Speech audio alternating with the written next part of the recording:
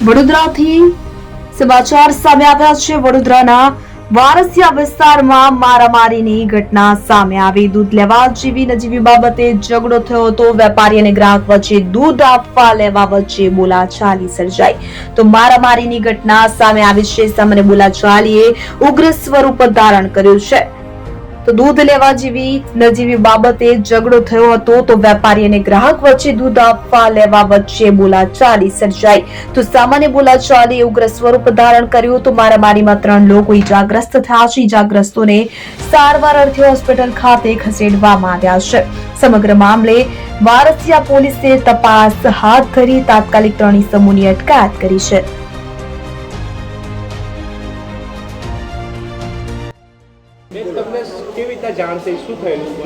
આકાશ ભગવાનદાસ લાલવાણી મારો ભાઈ થાય છે। એમને મને ફોન કર્યો, દીદી મને વાગ્યું છે, તમે તરત પોલીસ સ્ટેશનમાં આવી જાઓ।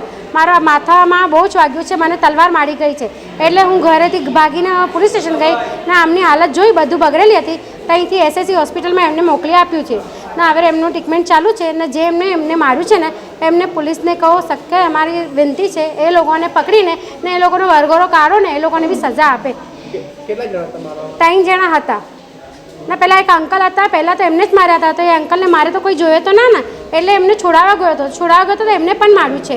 તો એવું તો ના ચાલે। તમે કોઈ એક દૂધની થેલી માટે મેં એમને થેલી જોતી હતી, થેલી નહીં આપી, એમના માટે ઝઘડો થયો છે ને કોઈ ઉંમરવાળાને મારે તો કોઈ એમનો છોકરો અને બીજો ભાઈ પણ તો ના જ જોઈએ ને।